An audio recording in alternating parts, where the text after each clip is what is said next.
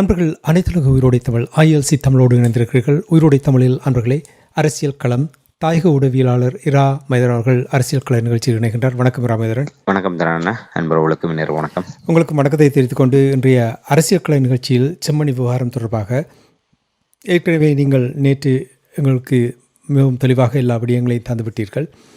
தமிழ் தரப்பினர் எவ்வாறு இந்த செம்மணி விவகாரத்தை கையாளுகிறார்கள் என்ற விடயத்தை பார்ப்போம்.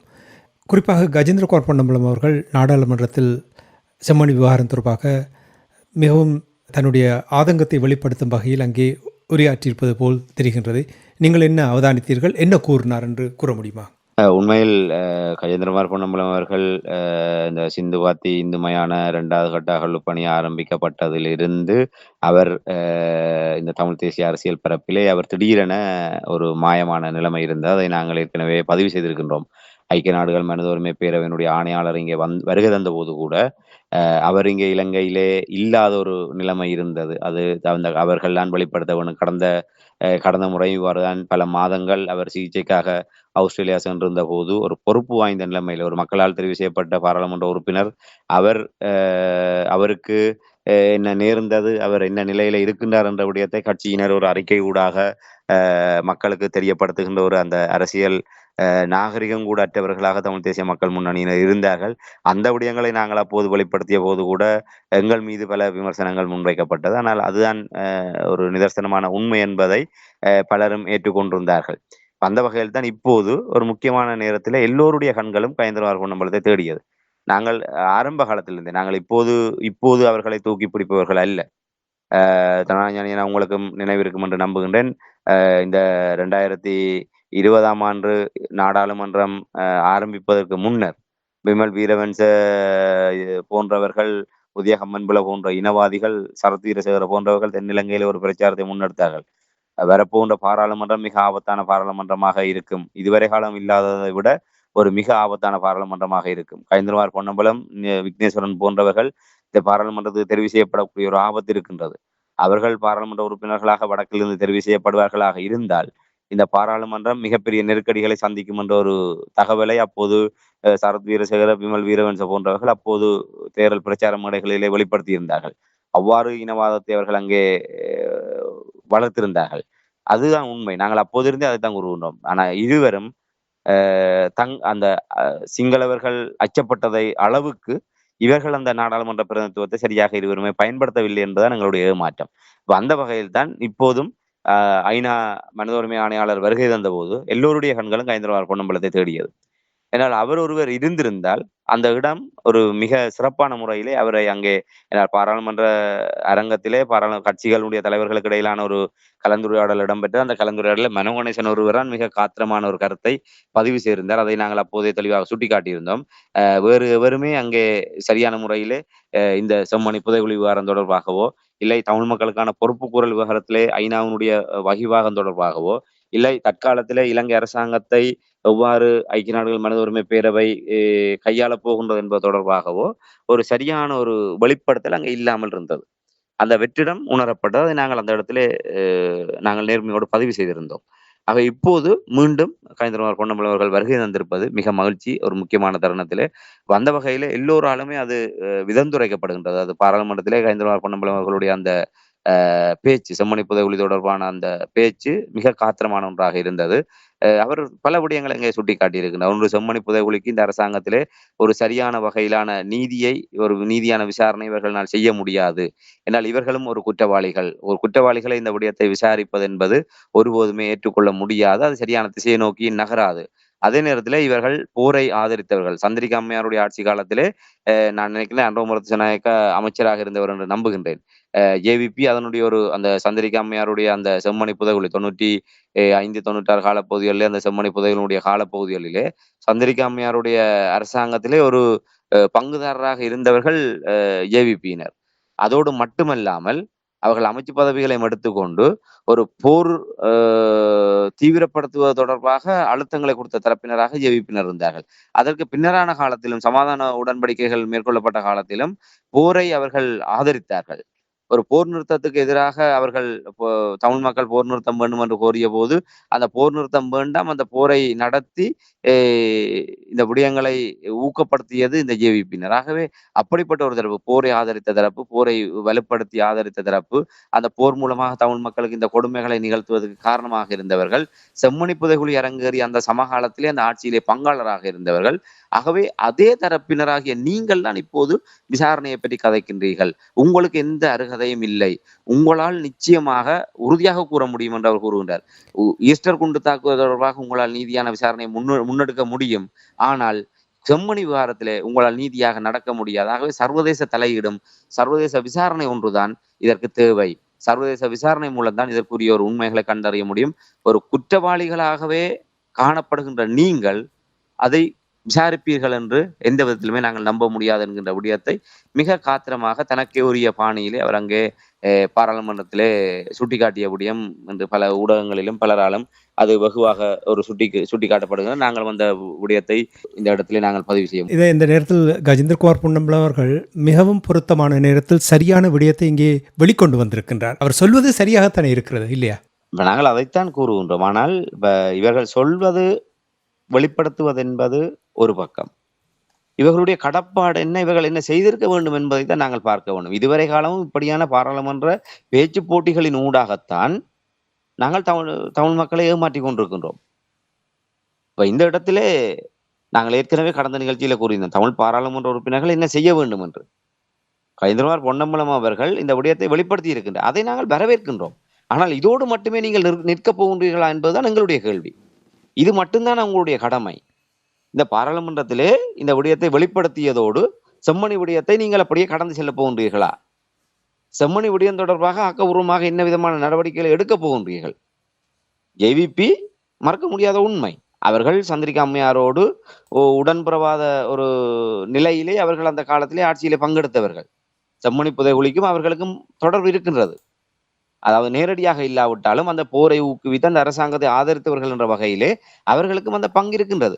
ஆகவே அந்த சந்திரிகா அம்மையாருடைய ஆட்சி காலத்திலே இந்த விடயங்கள் தொடர்பாக விசாரிக்கின்ற போது தங்கள் மீதே தாங்களே விசாரணை நடத்துகின்ற ஒரு நிலையைத்தான் அது வெளிப்படுத்தும். ஆகவே அதை அவர் மிக துணிச்சலோடு அந்த விடயத்தை கஜேந்திரகுமார் பொன்னம்பலம் அவர்களுக்கு முன்னாலே வெளியே வந்து ஊடகங்களுக்கு கூறுகின்ற ஒரு நிலைமையை கடந்து பாராளுமன்றத்திலே அதை ஒரு விடயமாக பதிவு செய்திருக்கின்றனர். அந்த விடயத்தை நாங்கள் வரவேற்க முடியும்.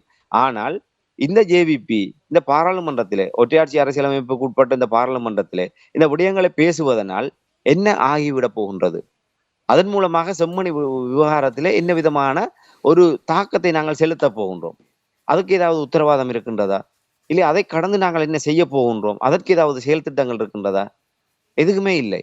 ஆக வெறுமனே இந்த பாராளுமன்ற செயல்பாட்டோடு இந்த விடயங்கள் கடந்து செல்ல போகின்ற ஒரு நிலைமை உருவாகுமாக இருந்தால் அது நிச்சயமாக மாற்றம் ஒன்றாகத்தான் இருக்கும். நீங்கள் கூறுவது எனக்கு புரிகின்றது.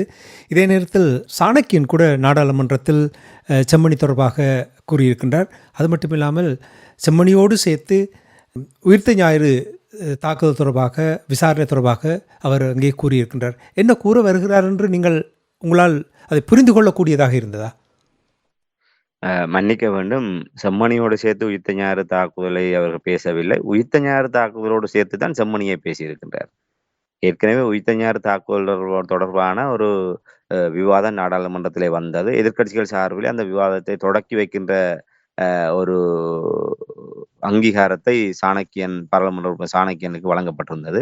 அந்த வகையிலே அவர் உயிர்த்த ஞாயிறு தாக்குதல் தொடர்பான விடயங்களை பேசுகின்ற போது செம்மணி விடயத்தையும் அவர் அங்கே சுட்டிக்காட்டி பேசியிருக்கின்றார். அது சபையிலே மிகப்பெரிய ஒரு சலசலப்பை ஏற்படுத்தியது. உண்மையிலே இது என்னை பொறுத்தவரையிலே கஜேந்திரகுமார் பொன்னம்பலம் அவர்கள் அது தொடர்பான விவாதத்தின் போது அதுக்கான பதில் கூறுகின்ற நேரத்திலே அவர்கள் இந்த விடயங்களை உயிர்த்த ஞாயிறு தாக்குதலோடு தொடர்புபடுத்தி இந்த விடயங்களையும் பேசியிருக்கின்றார்கள். அது ஒரு பொருத்தப்பாடான விடயம். இவர் அந்த பிரேரணையை கொண்டு வருகின்ற ஒரு நபராக இருக்கின்ற போது அந்த விடயத்தை கடந்து செம்மணி விடயத்தையும் அதில் கொண்டு வந்து அதை சிலர் வலுவாக வரவேற்கின்றார்கள். அவர் அந்த நிகழ்ச்சி நிலையில் இல்லாத போதும் அதை வலிந்து அதுக்குள்ளே கொண்டு வந்து அதை வெளிப்படுத்தி இருக்கின்றார் என்ற ஒரு விடயத்தை அவர்கள் அங்கே சில தரப்பினர், அவருடைய ஆதரவாளர்கள், அவர்களுடைய ஊதுகுழல் தரப்பினர் அதை வரவேற்கின்றார்கள். என்னை பொறுத்தவரையிலே இது அவர்கள் தங்களை புனிதர்களாக காட்டிக் கொள்வதற்காக செய்த ஒரு விடயமாகத்தான் நான் பார்க்கின்றேன். ஏனென்று சொன்னால் இப்ப உயிர்த்த தாக்குதல் என்பது அதை நாங்கள் எந்த விதத்திலுமே மடைமாற்றி விட முடியாது. இப்ப நாங்கள் ஒரு பாதிக்கப்பட்ட தரப்பினராக இருந்து கொண்டு எங்களுக்கு நீதி கிடைக்கவில்லை என்பதற்காக மற்றவர்களுக்கு நீதி கிடைக்கக்கூடாது என்ற கோணத்திலே சிந்திப்பவர்கள் அல்ல நாங்கள். எங்களைப் போன்று உயிர்த்த தாக்குதலும் அந்த சமூகம், ஒரு கிறிஸ்தவ சமூகம் அதிலே பாதிக்கப்பட்டவர்கள் இன்று வரை நீதிக்காக போராடுங்க. அதுக்கு தகுதியானவர்கள். இன்று அந்த கிறிஸ்தவ சமூகம் இன்று அவர்கள் எடுத்த நடவடிக்கைகள், மல்கம் ரஞ்சித் ஆண்டகை அவர்கள் அது அவர்களுக்கு பின்னால என்ன அரசியல் இருக்கின்றதோ அது எங்களுக்கு தெரியாது. ஆனால் அவர் மிக துணிச்சலோடு அவர் வெளிப்படுத்திய விடயம், அவர் ஏற்படுத்திக் கொடுத்த தளத்தில் நின்று கொண்டு இவர்கள் நாடகம் ஆடுவதற்கு இவர்களுக்கு தகுதி இல்லை. அவர்கள் கால் தூசுக்கு இவர்கள் வரமாட்டார்கள். இன்று இவர்கள் நின்று கொண்டு உள்ளக பொறிமுறைக்குள்ளாக எதையுமே செய்ய முடியாது, சர்வதேச விசாரணை வேண்டும் என்று கூப்பாடு போடுகின்றார்கள். அவர் துணிச்சலாக அந்த தெற்கிலங்கையிலே அந்த ஆட்சியாளர்களுக்கு மத்தியிலே இருந்து கொண்டு துணிச்சலாக இலங்கையை விட்டு வெளியேறி சென்று வத்திக்கானுக்கு சென்று அங்கே பாப்பரசரிடம் அனுமதி பெற்றுவிட்டு அதை ஐநா மன்றம் வரை கொண்டு சென்று இதை உயிர்த்த தாக்குதல் தொடர்பான சர்வதேச கவனத்தை கொண்டு வந்தவர் மல்கம் ரஞ்சித் ஆண்டகை. அவ்வாறு சர்வதேச ரீதியாக கவனம் பெறத்தக்க ஒரு விடயமாக இதை மாற்றியதன் காரணமாகத்தான் இலங்கை மாறி மாறி எந்த ராஜபக்சேக்களும் இது தொடர்பாக நாங்கள் விசாரிப்போம் என்றார்கள். இடையில் வந்த ரணில் விக்ரமசிங்கவும் அதை விசாரிப்போம் என்றால் இப்ப இந்த அரசாங்கம் அதை தாங்கள் நீதியை தருவோம் என்று கூறுகின்றார்கள். அவர்கள் கூறினார்கள் 2025ஆம் ஆண்டு ஏப்ரல் 21ஆம் தேதி அதனுடைய 6வது ஆண்டு கொண்டாடப்படுகின்ற போது உண்மையான குற்றவாளிகள் இதிலே கண்டுபிடிக்கப்பட்டு விடுவார்கள், இதனுடைய உண்மைகள் கண்டறியப்பட்டு விடும். ஆகவே இந்த விவாதம் என்பதே தேவைப்படாது என்கின்ற ஒரு நிலைமையை இவர்கள் முன்னைய பாராளுமன்றத்திலே தெரிவித்திருந்தார்கள். ஆனால் இன்று 6வது ஆண்டு முடிந்து 7வது ஆண்டிலே காலடி எடுத்து வைத்தாகிவிட்டது. இவர்களினால் பிள்ளையானை கைது செய்ததை தவிர வேறு எதையுமே செய்ய முடியவில்லை. என்றால் பிள்ளையான் கைதினூடாக ஒரு உணர்வு பூர்வமாக இந்த விடயத்தை திசை திருப்பி ஒட்டுமொத்தமா பழிகளையும் பிள்ளையான் மீது போட்டுவிட்டு இதனுடைய உண்மை குற்றவாளிகளை தப்ப வைக்கின்ற செயல்பாடுகளைத்தான் இவர்கள் செய்து வருகின்றார்கள். ஆகவே அதற்கு துணை போகின்ற வகையிலே ஈஸ்டர் குண்டு தாக்குதல் தொடர்பான முக்கியமான விவாதத்திலே நீங்கள் உங்களுக்கு திராணி இருந்தால் செம்மணி தொடர்பாக இன்று ஈஸ்டர் குண்டு தாக்குதல் தொடர்பான ஒரு தனியான ஒரு பிரேரணை கொண்டு வரப்படுகின்றதை போன்று இன்று ஒரு மிக முக்கிய விடயமாக இருக்கின்ற செம்மணி தொடர்பாக ஏன் உங்களால் ஒரு தனியான ஒரு விவாதத்தை அங்கே கொண்டு வர முடியாது, கொண்டு வர வைக்க முடியாது? கொண்டு வந்து வைத்து அதிலே பேசுங்களேன். இது ஈஸ்டர் குண்டு தாக்குதல் விடயத்தோடு இதை பேசி சபையில ஒரு சலசலப்பை ஏற்படுத்தி அவர்கள் இதுக்கு எதிராக கொந்தளித்து உண்மையாக ஈஸ்டர் குண்டு தாக்குதல் தொடர்பான விவாதத்தை கூட ஒரு குழப்புகின்ற வகையில் இந்த விடயத்தை கொண்டு வந்ததை நாங்கள் ஒருபோதுமே ஒரு ஆரோக்கியமான விடயமாக பார்க்க முடியாது. அவர்கள் இதை பேசிவிட்டார்கள், இவர்கள் அதிலே இதுக்குள்ளே அதை கொண்டு வந்து அப்படி ஏதாவது செய்து விட்டார்கள், கிடைத்த சந்தர்ப்பத்தை பயன்படுத்தி விட்டார்கள், இது மெச்சுகின்ற விடயம் அல்ல. இன்னொரு பாதிக்கப்பட்ட தரப்பினுடைய ஒரு தளத்தை அவர்கள் ஏற்படுத்திய அந்த விடயத்தை நாங்கள் தவறாக பயன்படுத்தி இருக்கணும் நான் பார்க்கின்றேன். என்றால் அது சாதாரண விடயம் அல்ல. என்று அந்த உயிர்த்த தாக்குதலை ஒரு என்று பாருங்கள், இன்று 6 ஆண்டுகள் கடந்து 7வது ஆண்டிலும் அவர்கள் உயிர்ப்போடு வைத்திருக்கின்றார்கள். நாங்கள் உயிர்ப்போடு இருந்த விடயத்தை நாங்கள் எலும்புக்கூடுகளாக்கி விட்டோம். 2012 2013 உலகத்தினுடைய முதன்மையான நிகழ்ச்சி நிரலிலே முதன்மையான இடத்திலே இருந்தது தமிழ் மக்களுக்கான பொறுப்பு குரல் விவகாரம். இன்று எங்கே வந்திருக்கின்றது? ஆகவே மிகப்பெரிய உன்னதமான இடத்திலே உலகத்தினுடைய முதன்மையான ஒரு தொடுகின்ற விவகாரமாக இருந்த விடயத்தை இன்று 10ஓடு 11ஆக காலுக்கே போட்டு மிதிக்கின்ற அளவுக்கு கொண்டு வந்து நாங்கள் நிறுத்திவிட்டு அவர்களுடைய இடத்திலே சந்திலே சிந்து பாடுவதை போன்று நாங்கள் ஒன்றை செய்துவிட்டு நாங்கள் கொளரை தூக்கி விட்டு கொண்டிருக்கின்றோம் என்றால் அவ்வளவு அருவருப்பாக இருக்கின்றது. ஆகவே சாணக்கியன் அவர்கள் என்ன சொன்னார், அங்கே என்ன பேசினார் என்பது என்னை பொறுத்தவரையில் அது எனக்கு முக்கியமாக தெரியவில்லை. நீங்கள் இன்னொரு பாதிக்கப்பட்ட தரப்பினருடைய அந்த நேரத்தை, அந்த விடயத்தை வலக்குறைப்பு செய்வதற்கு இது ஒரு ஊடகமாக பயன்படுத்தியதை இந்த இடத்திலே என்னால் ஆரோக்கியமாக பார்க்க முடியவில்லை. எனக்கு புரிகிறது உங்களுடைய ஆதங்கம். தமிழ் தேசியத்துக்கு எதிராக இவர்கள் தொடர்ச்சியாக ஏதோ ஒரு வகையில் செயற்படுகின்ற என்பதை நீங்கள் அடிக்கடி சுட்டிக்காட்டுகின்ற வருகிறீர்கள். சரி, என்ன எது அப்படியானும் இப்பொழுது இருக்கின்ற நிலைமையை பார்த்தால் தமிழ் தரப்பினர் மயக்கத்தில் இருந்து எழும்பி விட்டார்கள் போல் தெரிகிறது. CVK சிவஞானம் மற்றும் சுமந்திரன் குழு, இந்த குழு அனுரகுமார நாயக்காவுக்கு கடிதம் அனுப்பியிருக்கிறதா? என்ன கடிதம் அனுப்பியிருக்கிறார்கள்? அவர்களும் இதிலிருந்து மயக்கத்திலிருந்து எழும்பவில்லை. ப அவர்களும் நாங்கள் அதான் கடந்த காலத்தில் இவர்களும் புதைகுழிக்குள் உறங்கி விட்டார்களோ என்ற ஒரு ஐயப்பாடு இருந்தது. மெல்ல மெல்ல ஒவ்வொருவராக தலை காட்டுகின்றார்கள். ஏனென்றால் இப்போது பிரித்தானியா வெளியுறவு அமைச்சர் இதிலே தலையிடுகின்றார். வேறு பல சர்வதேச கவனங்கள் பெற்று வருகின்றது. ஆகவே நாங்களும் இந்த விடயத்திலே அமைதியாக இருந்தோமாக இருந்தால் மக்கள் எங்களை இதோடு இல்லாமல் செய்து விடுவார்கள் என்று ஒவ்வொருவராக புத்துக்குள் இருந்து வெளிவருகின்றார்கள். ஆகவே அந்த புதைகுழிகளுக்குள் இருந்து வருகின்ற அந்த எங்களுடைய அந்த உறவுகளுடைய அந்த அ அந்த அறம் அது இவர்களை அந்த அ புதை குகைக்குள் இருந்து வெளியே இழுத்து வருகின்றது. ஆனால் சாணக்கியனுடைய விடயத்தை போன்றுதான் இவர்கள் எதை பேசினாலும் அதிலே எந்த விதத்திலுமே ஒரு ஒரு அர்த்தமற்ற ஒரு நிலைமைதான் இருக்கின்றது என்று சொன்னால் அவர்களும் ஒரு அ கடிதம் மூலமாக அனுரகுமார திசாநாயக்காவுக்கு நாங்கள் கோரிக்கை விட்டு, அதற்குள்ளாக ஒரு விடயத்தை நாங்கள் காண முடியும் என்று சொல்வதென்பது, இந்த அரசாங்கத்துக்கு வெள்ளையடிப்பு செய்கின்ற வேலை. இந்த பாராளுமன்றத்திலே பேசுவது, பாராளுமன்றத்திலே சந்திலே சிந்து பாடுவது, ஜனாதிபதிக்கு நீதி கோரி கடிதம் எழுதுவது, இவை அனைத்துமே தங்களுடைய கையலாகத்தனத்தையும், தங்களுடைய பொறுப்பையும், பொறுப்புக்கூறல் கடப்பாட்டையும் மறுதலித்து, மாறாக இலங்கை ஆட்சியாளர்களுடைய இந்த செம்மணி புதைகுழிக்கு எதிரான அயோக்கியத்தனங்கள் அத்தனையுமே வெள்ளையடிப்பு செய்கின்ற ஒரு செயல்பாடாகத்தான் நான் பார்க்கின்றேன். ஏனென்று சொன்னால், கஜேந்திரகுமார் அவர்கள் கூறியதைப் போன்று இந்த தரப்பு தான் பாதிக்கப்பட்ட தரப்பு. அவர்கள் ஆட்சியில இருக்கின்றார்கள். அவர்களுக்கு நீங்க கடிதம் எழுதி என்னத்தை சாதிக்கப் போகின்றீர்கள்? அவர்களுக்கு சுட்டிக்காட்டுவதனூடாக என்ன நடக்கப் போகின்றது? இல்ல அவர்கள் அதை புரிந்து கொள்ளக்கூடியவர்களாக இருக்கின்றார்களா? இல்ல அவர்களுக்கு கடிதம் எழுதுவதனூடாக இதில் ஏதாவது ஆக்கப்பூர்வமான விடயம் நடைபெறும் என்று நம்புகின்றீர்களா? அப்படி நம்பினால் நீங்கள் ஒற்றையாட்சிக்குள்ளாக இந்த அனுரகுமார திசாநாயக்காவுடைய தலைமைத்துவத்துக்கு கீழ் சகல விடயங்களுக்கும் தீர்வு காணும் என்று தானே நீங்கள் ஏற்றுக்கொள்வதாக அர்த்தப்படும். எனவே நாங்கள் எங்களுடைய பொறுப்புகளை கடந்து அதை தட்டி கழித்து விட்டு மூடி மறைத்து ஒரு கண்கட்டு வித்தையை போன்று மக்களை ஏமாற்றுவதற்காக இப்படியான இந்த ஊடகங்களிலே வேண்டுமென்றால் அந்த தலைப்புச் செய்தி அதைத்தான் அவர்கள் விரும்புகின்றார்கள். இந்த ஊடகங்களில் வர்ற தலைப்புச் செய்தி ஊடாக மக்களை ஏமாற்றி விடலாம். மக்கள் இதன் மூலமாகவே தங்களை ஏதோ செம்மணிக்காக அ குரல் கொடுத்த தியாகச் செம்மல்கள் என்று தங்களை அவர்கள் ஏற்றுக்கொண்டு புனிதர்களாக்கி விடுவார்கள் என்று அவர்கள் நம்புகின்றார்கள். ஆக அதற்காகத்தான் இவர்களுடைய இந்த செயல்பாடுகளை தவிர உண்மையிலே செம்மணிக்கு நீதி கோருகின்ற வகையிலானதாக இந்த விடயங்களை பார்க்க முடியாது என்பதுதான் என்னுடைய பார்வை. சரி, சரி.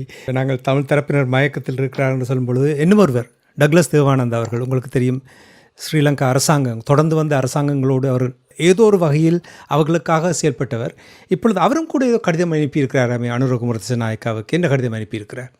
உண்மைதான். ஏற்கனவே நாங்கள் கடந்த நிகழ்ச்சியிலே நாங்கள் குறிப்பிட்டிருந்தோம் என்று நம்புகின்றேன். அவர் ஜனாதிபதிக்கு ஒரு கடிதம் ஒன்றை எழுதியிருக்கின்றார். அதாவது செம்மணி புதைகுழி தொடர்பான விசாரணையை சரியான முறையிலே முன்னெடுக்க வேண்டும் என்றும், அவ்வாறு முன்னெடுப்பதன் ஊடாக இந்த அரசாங்கத்தினுடைய மகுட வாசகமான கிளீன் ஸ்ரீலங்கா என்கிற மகுட வாசகத்தின் அடிப்படையில் செயல்படுகின்ற இந்த அரசாங்கம் இந்த செம்மணி புதைகுழி விசாரணையையும் சரியான முறையிலே முன்கொண்டு செல்வதனூடாக தங்கள் கட்சியின் மீதான அந்த குற்றச்சாட்டுகளையும் பொய் என்று நிரூபித்து தங்களுடைய கட்சியும் ஒரு கிளீன் ஸ்ரீலங்கா, அதாவது கிளீனான கட்சி என்று தங்களையும் தூய்மைப்படுத்த முடியும்.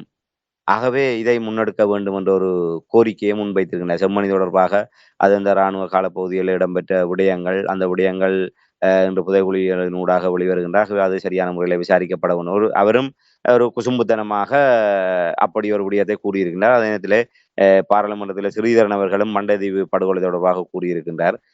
ஆனால் அந்த சம நேரத்திலே நீதி அமைச்சராக இருக்கின்ற அவர் அந்த இடத்திலே பதிலை கொடுத்திருக்கிறார். அதாவது செவிவழி கதை ஊடாக வருகின்ற விடயங்களை எல்லாம் வைத்துக்கொண்டு இங்கே வந்து பேச வேண்டாம், தவறாக வழிநடத்த வேண்டாம். ஆதாரம் இருந்தால் அதை கொண்டு வாருங்கள், நாங்கள் அது தொடர்பாக நடவடிக்கை எடுக்க தயாராக இருக்கிறோம் என்று நீதியமைச்சரை கூறியிருக்கிறார். ஆகவே இப்படியான ஒரு எங்கள் மீதான வசைபாடல்களையும் பொய்யான குற்றச்சாட்டுகளையும் நிரூபிக்க வேண்டிய ஒரு தேவை இருக்கின்றது. ஆகவே அவ்வாறான ஆதாரங்கள் இருந்தால் நீங்கள் கொண்டு வாருங்கள், நாங்கள் அதை எதிர்கொள்ள தயாராக இருக்கின்றோம். இந்த அரசாங்கம் அந்த விடயங்களை விரைந்து நீதியான முறையில் விசாரணை நடத்தி அந்த விடயங்களுக்கும் எங்களுக்கும் எந்தவித சம்பந்தமும் இல்லை, இது வெறுமனே கட்டுக்கதை என்பதாக கூறி எங்களை ஒரு தூய்மையான கட்சியாக அங்கீகரிப்பதற்கு நடவடிக்கை எடுக்குமாறு கோருகின்ற வகையில்தான் டக்ளஸ் தேவானந்தா அவர்கள் அன்ரோமரது ஜனநாயக்காவுக்கு அந்த எழுதிய கடிதத்தினுடைய சாராம்சம் அவ்வாறு தான் இருக்கின்றது. ஸ்ரீதர் தியேட்டரிலையும் கூட புதகுழி தொடர்பாக ஏதோ கருத்து குறிப்பது போல் தெரிகிறது. இது தொடர்பாக என்ன அறிந்தீர்கள்? உண்மையில் அந்த இடத்திலே அவர் ஒரு விடயத்தை தொட்டுச் செல்கின்ற போது மண்டைதீவு புதைகுழி மற்றும் வேறு விடயங்களை கூறியதை போன்று ஸ்ரீதர் தியேட்டரிலும் புதைகுழி இருப்பதாக சமூக வலைத்தளங்களில் சிலர் பரபரப்புக்காக தகவல்களை வெளியிடுகின்றார்கள். அவ்வாறு இருந்தால் தாராளமாக தாங்கள் அதை எதிர்கொள்ள தயாராக இருக்கின்றோம் என்றும், அவ்வாறு ஸ்ரீதர் தியேட்டரிலே புதைகுழி இருப்பதாக கருதினால் அதற்கான ஆதாரங்கள் இருந்தால் தாராளமாக முறைப்பாடு செய்யுங்கள், தாங்கள் அதை நேர்மையாக எதிர்கொள்ள தயாராக இருக்கின்றோம் என்ற வகையிலே அவர் அங்கே கூறியிருக்கின்றார். ஆகவே இப்ப இது உங்கப்பன் குதிருக்கு இல்லை என்பதை போன்று சொல்கின்றாரா? இல்லை அப்படியெல்லாம் நடக்காது, இந்த அரசாங்கம் அப்படியெல்லாம் நடவடிக்கை எடுக்காது என்ற வகையிலே ஆன துணிச்சலிலே அவர் இந்த விடயங்களை சொல்கின்றாரா என்று சிந்திக்க தோன்றுகின்றது. ஏற்கனவே இவரும் சிலர் மதுபானசாலை விவகாரம் வெளிவரக்கூடாது என்று அனுரவின் காலிலே போய் விழுந்ததை போன்று இவரும் பல விடயங்களுக்காக போய் அங்கே அனுரவனுடைய காலிலே விழுந்தவர் தான் இவர். ஆகவே ஏற்கனவே இவர்களுக்குள் ஒரு ரகசியமான கள்ள உறவு இருப்பதைத்தான் நாங்கள் பார்க்க முடியும் என்றால் பல ஊழல்கள் பல விடயங்கள் ஓடு சம்பந்தப்பட்டவர்களாக இருக்கின்றார்கள். கடத்தொழில் அமைச்சராக இருந்தபோது அவர் இந்த இந்த விடயங்கள் பல்வேறு அந்த துறை சார்ந்து பல்வேறு ஊழல்கள் முறைகேடுகள் இடம்பெற்றிருக்கின்றது. ஆகவே அந்த விடயங்கள் எல்லாம் விசாரிக்கப்படுமாக இருந்தால் ஒரு அமைச்சர் என்ற அடிப்படையிலே அவரும் அதுக்கு பொறுப்பு கூற வேண்டியவராக இருப்பார். அதிலே இவர் நேரடியாக சம்பந்தப்பட்டிருக்காவிட்டாலும் அவருடைய அமைச்சராக இருந்தபோது அவருக்கு கீழாக பணியாற்றியவர்கள், அவருடைய கட்சியைச் சேர்ந்தவர்கள், அவர்கள் இதை வைத்துக் கொண்டு எவ்வளவு தூரம் ஊழல் மோசடிகளில் ஈடுபட்டார்கள் என்ற விடயங்கள் நிச்சயமாக ஒரு நேர்மையாக விசாரிக்கப்படுகின்ற போது அது வெளிவரும். நாங்கள் நிச்சயமாக அவருடைய இந்த வலியுறுத்தலோடு நாங்கள் ஒரு இந்த விடயத்தை எங்களுடைய உயிரோடை தமிழ் வானொலியின் ஊடாக இந்த காற்றலை ஊடாக நாங்கள் ஜனாதிபதி அன்ரோமரத் ஜனநாயக ஒரு வேண்டுகோளை விடுக்கின்றோம். நீங்கள் நிச்சயமாக இந்த கடத்தொழில் அமைச்சர் அந்த டக்ளஸ் தேவானந்தா அவர்கள் பதவி வைத்த காலத்திலே இலங்கை முழுவதுமாக குறிப்பாக வடக்கு கிழக்கிலே நீங்கள் இந்த விடயத்தை முழுமையாக விசாரணைக்கு உட்படுத்த வேண்டும். இந்த சட்டவிரோதமான சுருக்கு விலை தொழில் உள்ளிட்ட இந்த இழுவைமடி தொழில் பல விடயங்களிலே எங்களுக்கு தெரிந்து மிகப்பெரிய ஒரு ஊழல் முறைகேடு இடம்பெற்றிருக்கின்றது. இவர் அமைச்சராக இருந்த காலப்பகுதிகளிலே யாழ்ப்பாணம் குருநகரை அண்டிய அந்த பகுதிகளிலே பாரிய ட்ரோலர்கள் அங்கிருந்து அவர்கள் இழுவைமடி தொழிலில் ஈடுபடுகின்றார்கள். அவர்கள் அந்த இழுவைமடி உள்ளூர் தடை சட்டத்திலே அது ஒரு அனுமதிக்கப்பட்டதற்கு அப்பால் சட்டவிரோதமாக அவர்கள் அதை பயன்படுத்துகின்றார்கள்.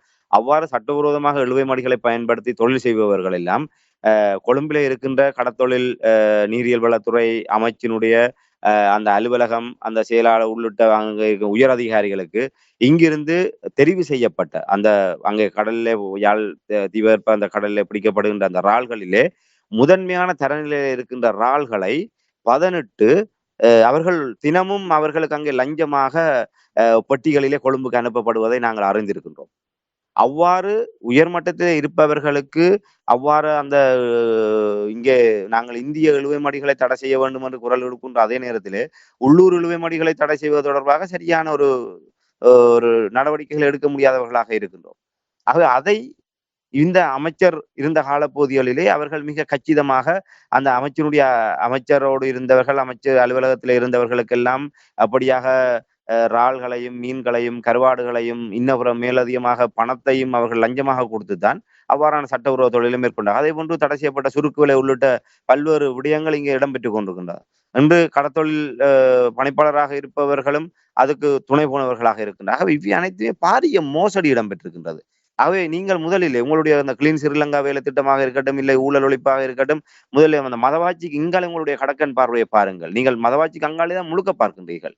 மதவாதிக்கு இந்த பக்கம் உங்களுடைய கடக்கன் பார்வையை பார்த்து டக்ளஸ் தேவானந்தா கூறியதை போன்று அவரே கூறுகின்றார். நீங்கள் தோண்டுங்கள் ஏதாவது வந்தால் நாங்கள் ஏற்றுக்கொள்ள தயாராக இருக்கின்றோம் என்று. ஆகவே நீங்கள் சிறிய தியேட்டரை மட்டுமல்ல இந்த கடத்தொழில் அமைச்சராக இருந்தபோது செய்த ஊழல்களையும் அந்த கடலையும் நீங்கள் தோண்டினீர்களாக இருந்தால் ஒரு மிகப்பெரிய ஒரு விமோசனமாக இருக்கும். தமிழ் மக்கள் ஏற்கனவே அந்த ஈழ மக்கள் ஜனநாயக கட்சி என்கின்ற அந்த ஒரு கட்சி இந்த தேர்தலோடு மக்களால் மறக்கப்படுகின்ற ஒரு நிலைமைக்கு கொண்டு வரப்பட்டு விட்டது. இந்த அடுத்த தேர்தல் வரை அவர்கள் அந்த நிலை மேலும் வலுப்படுத்தப்படும். ஆகவே ஒரு சிரமம் இல்லாமல் அவர்களுக்கான ஒரு அந்திமகால கிரியைகளை செய்வதற்கு இந்த அன்ரோமரத் ஜனநாயக அரசாங்கம் ஒரு நேர்மையாக இந்த விஷயங்களையாவது தூசு தட்டி அவர்கள் விசாரணை நடத்துவார்களாக இருந்தால் ஒரு மிகப்பெரிய உதவியாக இருக்கும். இந்த தமிழ் தேசிய அரசியல் பரப்பிலிருந்து அவர்களுக்கு முற்றுமுழுதாக, என்றால் அவர்கள் ஒரு மிகப்பெரிய சோர்வடைந்திருப்பார்கள். இந்த 90ஆம் ஆண்டு அவர் ஆயுத போராட்டத்தில் ஈடுபட்டு 90ஆம் ஆண்டு அரசியல் நீரோட்டத்துக்கு வந்ததுக்கு பிற்பாடு மத்தியில் கூட்டாட்சி, மாநிலத்தில் சுயாட்சி என்ற கோரிக்கையை முன்வைத்து முட்டுக் கொடுப்பு அரசியலைத்தான் செய்தார். அது மாத்திரமல்ல, ஒட்டுக்குழுக்களாக கூட செயல்பட்டு பல்வேறு விதமான இன்றும் பல சாட்சியங்கள் இருக்கின்றன. இன்று அவர்கள் பதவிகளிலே இருந்து கொண்டு அந்த சாட்சிகளுடைய குரலை மௌனிக்க செய்தார்கள். ஆனால் இன்று செம்மணி புதைகுழிகள் பேசுவதை போன்று என்று ஒரு நாள் இவர்கள் நாள் மௌனிக்கப்பட்டவர்களுடைய குரல் உலகத்துக்கு முன்னால் ஒலிக்கத்தான் போகின்றது. அப்படி ஒலிக்கின்ற போது தெரியத்தான் போகின்றது. ஆகவே அப்படியானவர்கள் தமிழ் தேசிய அரசியலில் இருந்து ஒரு நிரந்தர ஓய்வு கொடுப்பதற்கு இது ஒரு வாய்ப்பாக இருக்கும். ஆகவே சிறிய தியேட்டரில் புதைகுழி இல்லை என்று இவர்கள் தாங்கள் இப்படி கூறுவதனூடாக அதில் இல்லை என்று யாரும் நம்பி விடுவார்கள் என்று கருதுகின்றார்களா? இல்லை அதை விட வேறு ஏதாவது விடயங்களை நோக்கி கொண்டு அவர்கள் அந்த விடயங்களை கூறுகின்றார்களா என்று, அதை ஒன்றை செய்துவிட்டால் தாங்கள் புனிதர்கள் என்று கூறிவிடலாம் என்பதற்காக அந்த விடயங்களை சொல்கின்றார்கள் என்பதை நாங்கள் பொறுத்துதான் பார்க்க வேண்டும். ஆனால் இந்த விடயத்தை அன்ரோமர திசாநாயக்க அரசாங்கம் செவிமடுத்து அவர்கள் மீதான இந்த விடயங்களையும் உடனடியாக ஒரு அத்தியாயத்தை தொடங்குவார்களாக இருந்தால் மிகப்பெரிய ஒரு விடயமாக இருக்கும் என்பதை தான் இந்த இடத்துல சுட்டிக்காட்ட முடியும். நன்றி ராமேந்திரன். மீண்டும் ஒரு முறை நான் உங்களோடு செம்மணி தொடர்பான ஒரு விடயத்தை கேட்க விரும்புகிறேன். நீங்கள் ஆரம்பத்தில் கூறினீர்கள் கஜேந்திரகுமார் பொன்னம்பலம் அவர்கள் நாடாளுமன்றத்தில் ஆற்றிய உரை தொடர்பாகவும், இனி ஆணையாளர் வந்த பொழுது அவருடைய வெற்றிடம் அங்கே எல்லோராலும் அவதானிக்கக்கூடிய விடயத்தை நீங்கள் சுட்டி காட்டும் பொழுது எனக்கு ஒரு விடயம் தோன்றுகின்றது என்னவென்று சொன்னால், உங்களுக்கு தெரியும், உள்ளூராட்சி சபை அமைப்பது தொடர்பாக நல்ல முயற்சிகள் எல்லாம் எடுத்து கூட்டாக அவர்களுக்கிடையில் சில ஒருங்கிணைப்பு வந்திருப்பதை அவதானிக்கக்கூடிய இருக்கின்றது. கஜேந்திரகுமார் பொன்னம்பலம் பொறுத்த மட்டில் இந்த காலகட்டத்தில் ஒரு பலமான நிலையில் இருப்பது போல் ஓரளவுக்கு உணரக்கூடியதாக இருக்கின்றது. இன்னும் நீண்ட தூரம் பயணிக்க வேண்டும் அதை உறுதிப்படுத்துவதற்கு, ஆனால் ஒரு பலமான நிலையில் இருப்பதை அவதானிக்கக்கூடிய இந்த கூட்டணியினூடாக இவர்கள் ஏதாவது ஆக்கப்பூர்வமாக இங்கே செயல்படுத்துவதற்கு வாய்ப்பு இருக்கின்ற என்று நம்புகிறார். கஜேந்திரகுமார் அணியோடு இணைந்திருக்கின்ற இந்த கூட்டணி இணைந்து அதனால தான் நான் ஆரம்பத்திலே கூறினேன், அவர்கள் செய்ய வேண்டிய விடயத்தை விட்டுவிட்டு இந்த விடயங்களோடு மட்டுமே மட்டுப்படுத்துவார்களாக இருந்தால் அது வெறும் ஒரு ஏமாற்றாகத்தான் கடந்து செல்லும். உண்மையிலே அவர்கள் செய்திருக்க வேண்டிய வேலை, நாடாளுமன்றம் என்பது அந்த இடத்துல எங்களுடைய குரல்களை நாங்கள் பதிவு செய்யத்தான் வேண்டும். ஆனால் அதை கடந்து நாங்கள் செய்ய வேண்டிய வேலை என்று நீங்கள் குறிப்பிட்டதை போன்று இன்று தமிழ் தேசிய அரசியலிலே தமிழ் மக்களுடைய ஒரு இறுதி நம்பிக்கையாக இந்த சங்கு சைக்கிள் கூட்டணி பார்க்கப்படுகின்றது. ஆகவே சங்கு சைக்கிள் கூட்டணி என்பது வெறுமனே உள்ளூராட்சி மன்றங்களிலே கதிரைகளை பங்கு போடுவதற்கும் ஆட்சிகளை பங்கு போடுவதற்கும் ஆன கூட்டணி அல்ல. அவர்கள் பிரகடனப்படுத்தியதை போன்று இது ஒரு கொள்கை கூட்டணி. ஒரு தமிழ் மக்களுடைய விடுதலை அரசியலை அடுத்த கட்டத்துக்கு முன்னகர்த்தி செல்கின்ற ஒரு அரசியல் பேர் இயக்கமாக இந்த கூட்டு இருக்கும் என்ற ஒரு நம்பிக்கையை அவர்கள் ஏற்படுத்தி இருக்கின்றார்கள். ஆகவே அந்த நம்பிக்கை என்பது இந்த செம்மணி விவகாரத்துல எங்கே போனது? அதான் எங்களுடைய கேள்வி. இன்று டக்ளஸ் தேவானந்தா கூட செம்மணி விடயத்துக்காக அன்ரோமர திசாநாயக்காவுக்கு கடிதம் எழுதுகின்றார். அது விமர்சனங்களுக்கு உட்பட்டது என்பது அது ஒரு பக்கம். ஆனால் இன்று இபிஆர்எஃப் கட்சியினுடைய சுரேஷ் பிரேமச்சந்திரன், புலட் கட்சியினுடைய சித்தார்த்தன், செல்வம் அடைக்கலநாதன் போன்றவர்கள் எல்லாம் கள்ள மௌனம் காக்கின்றார்கள். அவர்களும் இந்த சங்கு சைக்கிள் கூட்டணியிலே ஒரு அங்கத்தவர்களாக இருக்கின்றார்கள். ஏன் இந்த கள்ள மௌனம்? இந்த கள்ள மௌனத்துக்கு காரணம் என்ன? அதை கஜேந்திரகுமார் பொன்னம்பலம் கலைப்பாரா? இதற்கு தான் விடை காண வேண்டி இருக்கின்றது. இன்று வரை அவர்கள் சார்பில் எந்த விதமான ஒரு வெளிப்பாடுகளும் இல்லை. சரி, அவர்கள்தான் இந்த விடயத்திலே பேசவில்லை என்று சொன்னால், உண்மையிலே உங்களுக்கு ஒரு சமூக பொறுப்பு இருக்கின்றது என்று சொன்னால் இந்த கூட்டணி என்ன செய்திருக்க வேண்டும்? அதைத்தானே மக்கள் எதிர்பார்க்கின்றார்கள். நீங்கள் இப்படி செயல்பட வேண்டிய விடயங்களில் எல்லாம் வாழாதிருந்து விட்டு, நீங்கள் தேர்தல் வருகின்ற போது வந்து நீங்கள் வேடதாரிகளாக வந்து நின்று கொண்டு நாங்கள்லாம் புனிதர்கள், நாங்கள்லாம் யோக்கியவான்கள், நாங்கள்லாம் கூட்டு சேர்ந்திருக்கின்றோம், நாங்கள்லாம் தமிழ் மக்களுடைய பிரதிநிதிகள் என்ற அடிப்படையிலே வந்து மக்களிடம் வாக்கு கேட்டால் மக்கள் மட்டும் உங்களை அங்கீகரிக்க வேண்டும் என்று எப்படி எதிர்பார்க்க முடியும்? உண்மையிலே ஒரு சரியான ஒரு பொறுப்பு வாய்ந்த ஒரு தரப்பாக இருந்திருந்தால் செம்மணி விவகாரம் அகலப்படுகின்ற போது, இல்லை ஐக்கிய நாடுகள் மனித உரிமை பேரவையினுடைய ஆணையாளர் வருகின்ற போது, நீங்கள் ஒரு குழு கலந்துரையாடல் ஒன்றை இன்று இத்தனை நாட்களாகிவிட்டு ஒட்டுமொத்த உலகமும் இதிலே தன்னுடைய கவனத்தை குவிமையப்படுத்தி இருக்கின்றது. இந்த நொடிப்பொழுது நாங்கள் இந்த உரையாடி கொண்டிருக்கின்ற இந்த நொடிப்பொழுது வரையாவது உங்களுக்குள் அப்படியான ஒரு கலந்துரையாடல் நடைபெற்றிருக்கின்றதா? செம்மணி புதைகுழி விவகாரத்தை நாங்கள் எப்படி கையாளுவது? எப்படி இந்த கஜேந்திரகுமார் பொன்னம்பலம் அவர்கள் பாராளுமன்றத்தில் கூறுகின்றார், இந்த அரசாங்கத்தில் நீதி கிடைக்காது. அது எல்லோருக்குமே தெரியும். இவர் சொல்ல வேண்டிய அவசியம் இல்லை. இந்த அரசியல், இலங்கையினுடைய அரசியல் தொடர்பாக ஒரு அரிச்சுவடி படிக்கின்ற மாணவனுக்கு சாதாரணமாக தெரியும். ஒட்டியாட்சி அரசியலமைப்புகள் இருக்கின்ற இந்த அரசாங்கங்களானால் தமிழ் மக்களுக்கு எந்தவித விமோசனமும் இல்லை என்பது திட்ட தெளிவான விடயம். அதை பேசித்தான் ஆக வேண்டும். ஆனால் பேசுவது மட்டும்தான் தீர்வு என்று சொல்லி நாங்கள் கடந்து விட முடியாது. அப்ப நாங்க அதுக்கு அடுத்ததாக என்ன செய்ய போகின்றோம்? அது தனியே கஜேந்திரகுமார் பொன்னம்பலத்தினால் முடியாது. தனியே தமிழ் தேசிய மக்கள் முன்னணியால் முடியாது. அது ஒரு கூட்டு நடவடிக்கையாக மக்களை திரட்டி மக்கள் பெருந்திரள் போராட்டத்தின் ஊடாகத்தான் அதை சாதிக்க முடியும். அதற்கு என்ன நடவடிக்கை எடுத்திருக்கின்றீர்கள்? இந்த அணையா தீபம் போராட்டம் ஒரு சில தன்னார்வலான இளைஞர்களினால் உருவாக்கப்பட்டது. அந்த 3 நாள் போராட்டம் எவ்வளவு கனதியான தாக்கத்தை ஏற்படுத்தியது. இன்று தமிழகம், புலம்பெயர் தேசம், தாயகம் என ஒட்டுமொத்தமாகவே தமிழர் பெரும்பரப்பிலும் ஒன்று ஐக்கிய நாடுகள் மனித உரிமை பேரவையினுடைய ஆணையாளரை அந்த இடத்துக்கு வர வைக்கின்ற அளவுக்கு ஒரு கனதியான தாக்கத்தை செலுத்திய போராட்டத்துக்கு ஒரு விரல் விட்டு எண்ணக்கூடிய அளவிலான இளைஞர்கள் சேர்ந்து உருவாக்கிய அந்த போராட்ட களம்தான் அதுக்கு அடிப்படையாக அமைந்தது. ஏன் அதை உங்களினால் செய்ய முடியாது? நீங்கள் எங்கே போனீர்கள்? சரி, அந்த அணையா தீப போராட்டத்தை தொடர்ந்து அணைய விடாமல் கொண்டு செல்வதற்கு நீங்கள் என்ன செய்ய போகின்றீர்கள்? சங்கு சைக்கிள் கூட்டணியினுடைய கொள்கை உடன்பாட்டில் நீங்கள் கூறிய அந்த விடயம் இந்த செம்மணி வாரத்தில் எங்கே பொருந்தாமல் போனது? ஏன் உங்களால் அவ்வாறான ஒரு கலந்துரையாடலை செய்வதற்கு என்ன தடையாக இருக்கின்றது? முதலிலே மனம் இருக்க வேண்டும். இந்த விடயங்கள் சரியான இலக்கு நோக்கி நாங்கள் நகர்த்த வேண்டும். அதான் நாங்கள் தொடர்ச்சியாக வைக்கின்ற குற்றச்சாட்டாக இருக்கின்றது. கடந்த 16 ஆண்டுகளிலே மக்களை அரசியல் தெளிவுபடுத்துவதற்கு தவறி இருக்கின்றார்கள். மக்களை அணிதிரட்ட தவறி இருக்கின்றார்கள். மக்கள் தமிழ் தேசியத்தையும் விடுதலை அரசியலையும் மக்கள் மயப்படுத்த தவறி இருக்கின்றார்கள். அதிமுக்கியமான பிரச்சனைகளை ஒரு மக்களாணைக்குரிய ஒரு திரட்சியை ஏற்படுத்தி அதன் மூலமாக ஒரு அரசியல் நெருக்கடி ஏற்படுத்த தவறி இருக்கின்றார்கள். கடந்த 16 ஆண்டு கால தவறுகளுடைய தொடர்ச்சி செம்மணியிலும் தொடர்வது எப்படி நாங்கள் ஏற்றுக்கொள்ள முடியும்? அப்ப சங்கு சைக்கிள் கூட்டணி என்பது காலமாகி விட்டதா? உள்ளூராட்சி மன்ற சபைகளிலே ஆட்சி அமைத்ததோடு காலமாகி விட்டதா? அதோட அது முடிந்து விட்டதா? தனியே ஒருமனை கஜேந்திரகுமார் பொன்னம்பலமாக நின்றோண்டு பாராளுமன்றத்திலே நீங்கள் பேசுவதுதான் அது. நீங்க பேசிய விடயத்தை நாங்கள் இப்போதும் வரவேற்கின்றோம். ஆனால் அதனுடைய செயல் விளைவு என்ன? நாங்கள் பேச்சு போட்டிகளை பார்த்து சலிப்படைந்தவர்கள் ஆகிவிட்டோம். உங்களை விட பல இடிமுழக்க பேச்சுக்களை எல்லாம் நாடாளுமன்றம் கண்டிருக்கின்றது. தமிழர்களுடைய இடிமுழக்க பேச்சுக்களை எல்லாம், சுதந்திர தமிழீழம் தொடர்பான இடிமுழக்க பேச்சுக்கள் கூட பாராளுமன்றத்தில் ஒலித்திருக்கின்றன. அதோடு ஒப்பிடுகின்ற போது இதெல்லாம் ஒரு பெரிய விடயமே அல்ல. அப்போது இருந்த அடக்குமுறை ஆட்சியாளர்களுக்கு மத்தியில் அவர்களுடைய குரல்கள் ஒலித்ததுக்கும் இப்போது இந்த உங்களுடைய குரல்களுக்கும் இந்த வித ஒப்பிடுகின்ற போது அதெல்லாம் ஒரு பெரிய விடயமே அல்ல. ஆனால் இலங்கையினுடைய 78 ஆண்டுகால சுதந்திர வரலாற்றிலே இப்படியான பாராளுமன்ற பேச்சுக்களும் இவ்வாறான வெற்று பேச்சுக்களும் தமிழ் மக்களுக்கு தீர்வை தராது என்பது எங்களுக்கு நிதர்சனமான உண்மை. ஆகவே நீங்கள் பாராளுமன்றத்தில் கூறுகின்றீர்கள் 78 ஆண்டு காலமாக இதைத்தான் எங்களுக்கு சொல்கின்றன. அந்த 78 ஆண்டு கால வரலாறும் இதைத்தானே சொல்கின்றது. நாங்கள் தனி மனிதனாகவோ தனி ஒரு கட்சியாகவோ இல்லை பாராளுமன்றத்திலே நாங்கள் எடுத்து எம்புவதனாலோ இல்லை பாராளுமன்றத்தின் ஊடாக நாங்கள் பேச்சு போட்டி நடத்துவதனாலோ தமிழ் மக்களுக்கு எந்த தீர்வும் பெறாது என்பதும் ஏன் அதை நீங்கள் மறந்து போனீர்கள்? ஆகவே மக்கள் இதைத்தானே விரும்புகின்றார்கள், நீங்கள் கூட்டாக நிற்பதை.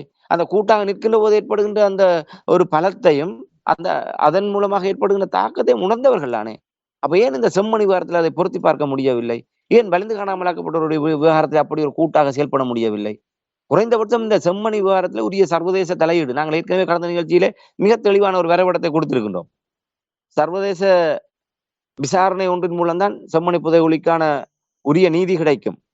செம்மணியிலே அகலப்படுகின்ற எலும்புக்கூடுகள் உள்ளிட்ட தடய பொருட்கள் சர்வதேச மேற்பார்வையிலே பாதுகாக்கப்பட வேண்டும். இந்த 2 தான் தமிழ் மக்களுடைய டிமாண்டாக இருக்க வேண்டும், கோரிக்கையாக இருக்க வேண்டும். அந்த 2 கோரிக்கைகளையும் உலகறிய செய்கின்ற வகையிலே, அந்த 2 கோரிக்கைகளுக்கும் உயிர் கொடுக்கக்கூடிய வகையிலே உங்களினால் சகலரையும் திரட்டி குறைந்தபட்சம் சங்கு சைக்கிள் கூட்டணியாவது இணைந்து இந்த செம்மணி அகழ்வு நடக்கின்ற இடத்துக்கு முன்பாக உங்களினால் ஒரு உண்ணாவிரத போராட்டத்தை நடத்த முடியுமா?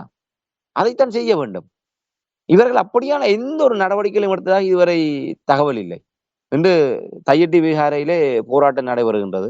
அங்கும் வழக்கமான அந்த தமிழ் தேசிய மக்கள் முன்னணி சார்பான ஒரு கணிசமானவர்களாக நிற்கின்றார்கள். சங்கு சைக்கிள் கூட்டணி அங்கும் காணாமல் போய்விட்டது. கடந்த தையிட்டி போராட்டத்திலாவது சிவாயிலிங்கம் போன்றவர்கள் அங்கே அவர்கள் நின்றதை பார்க்கக்கூடியதாக இருந்தது. அப்போது உள்ளூராட்சி மன்றம் ஆட்சி அமைக்கின்ற அந்த ஒரு நெருக்கடி காலத்திலே சங்கு சைக்கிள் கூட்டணி கொஞ்சம் உயிர்ப்போடு இருந்தது.